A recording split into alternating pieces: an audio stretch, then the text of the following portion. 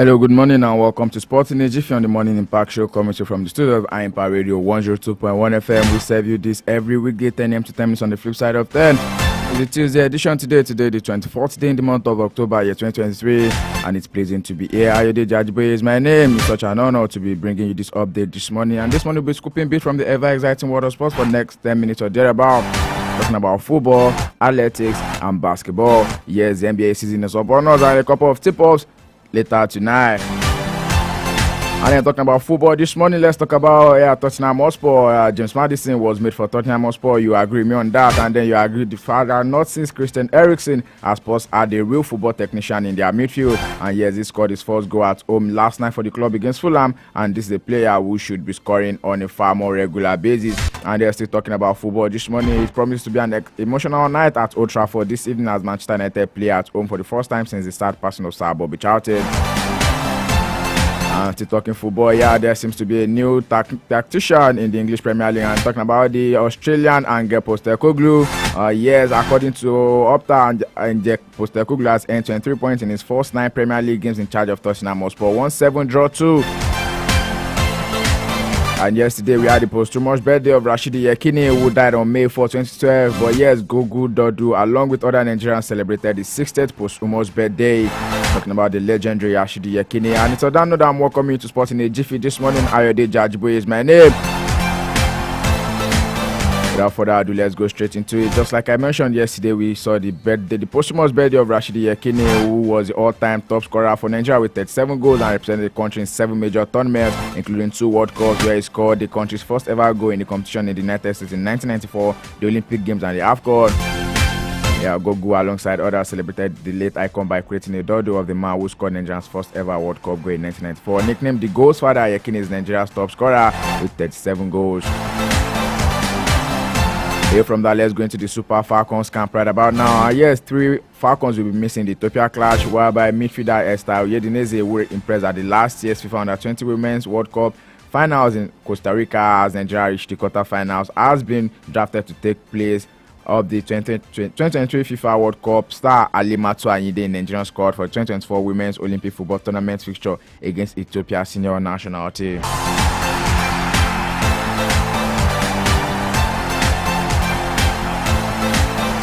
The delegation of the home-based players, technical and backroom staff from Nigeria flew into Addis Ababa on Sunday for tomorrow's opening leg encounter at the Abebe Bekila Stadium. The foreign-based players have started arriving for the big match as well. And the Falcons will hold the second leg of the second round fixture at the MKO Abiola Stadium, Abuja on October 31, 2023. Elsewhere, midfielder Regina Otu missed the FIFA Women's World Cup finals in Australia and New Zealand in the summer, and defender Osinachi Ale, who plays for Pacua FC of Mexico, have been ruled out of the fixture. Another World Cup star, Christy Uchebe of Portuguese club SL Benfica, is also out of the encounter. And back to the home front right now. The fate of the Lagos State Football Association chairman Fuad Oki will be decided when the LSFA board meets at their office on Ogulono Drive later today.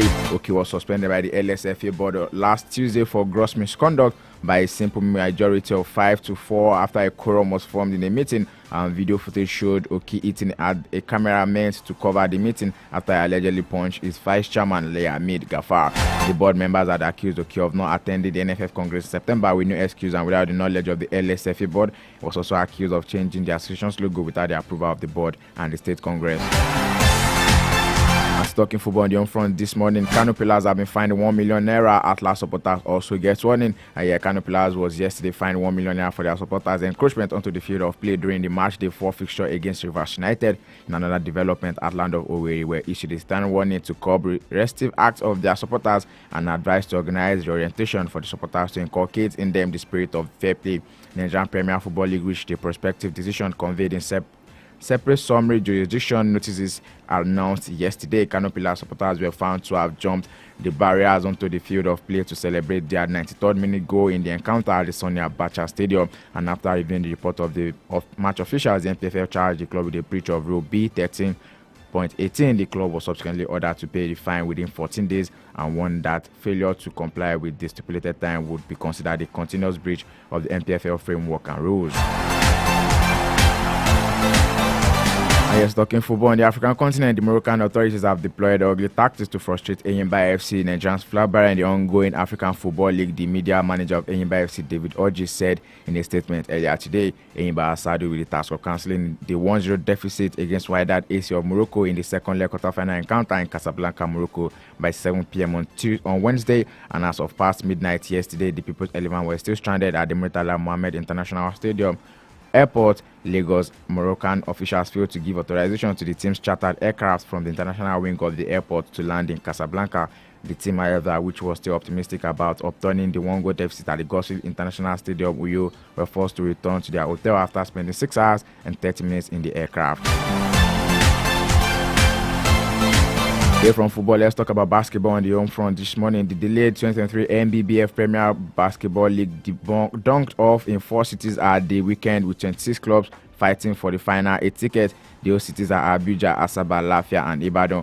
4 of the clubs are in the Savannah Conference, while 12 are in the Atlantic Conference. Each of the conferences are divided into A and B in group based in Abuja, Kano Pillars, Nigeria Customs, Nigeria Army, Nigeria Porters, Nile University, Bauchi Nets, and Kada Stars, while Group B comprises of Benue Raves, Correctional, Boko City Chiefs, Gombe Bulls, Mark Mentors, NSCD Defenders, and Plateau Pigs. They are all playing in Lafia. In Asaba, River Supers, Delta Force, Police Bretons, Lagos Legends, and Lagos Raptors, while defending champions Kwara Falcons are in Ibadan Center alongside Oops and Reeds, Lagos Islanders, Impressions, Comets, Ondo Raiders, Invaders, and Oluyole Warriors in Ibadan. The matches of the Ibadan Center began at the weekend with defending champions Kwara Falcons defeating Comets 60-55, just as Oops and Reeds beat Ondo Raiders 78-49, while Oluyole Warriors edged out Impressions 48-42 points. The 2 top teams in each of the groups will advance to the final 8 in Lagos next month. And the winner of the 2023 NBBF Premier League will represent Nigeria at the 2024 Basketball African League BAL in Kigali, Rwanda. Away from that, straight to football. This morning, Super Eagles striker Omar Sadiq will be desperate to end his goal drought of 416 days, which dates back to September 3, 2022, when he features for Real Sociedad in their UEFA Champions League game at Benfica. Later today, Sadiq last scored against Atletico Madrid and has not found the back of the net in 11 games he has played since he returned from the cruciate ligament injury.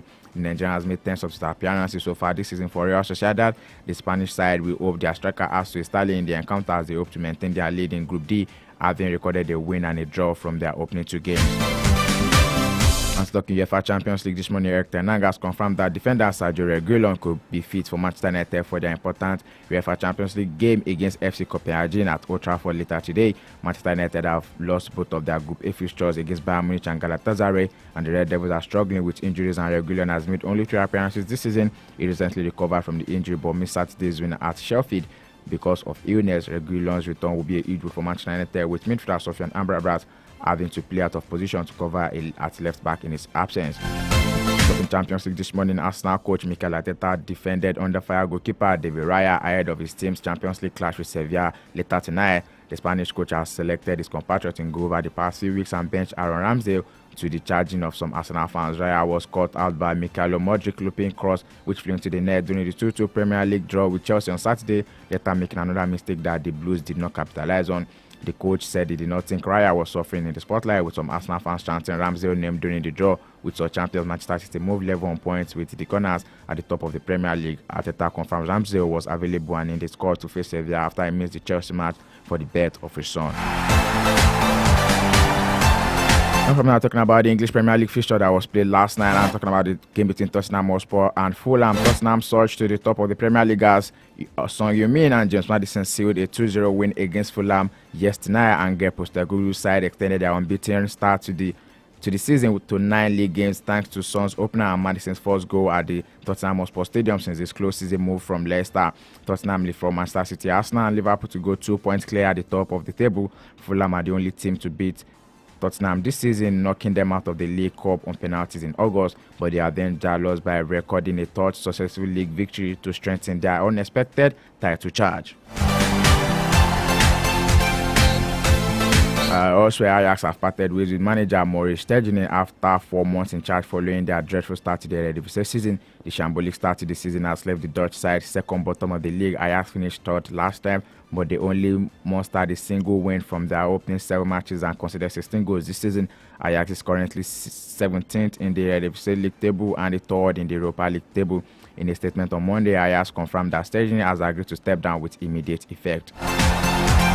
A little bit of basketball before we call it a wrap on the package. This morning, Milwaukee Bucks superstar Giannis Antetokounmpo has agreed to a 3-year contract extension worth $186 million. Multiple reports have reported the two-time NBA most valuable player's new deal will see him remain with the Bucks until at least the end of 2026-2027 season. Antetokounmpo's new deal gives him an option to remain at the club in the 2027-2038 campaign, but he can enter free agency in July 2027 at the age of 32. Antetokounmpo confirmed his contract extension in a post on social media without giving details of the new deal.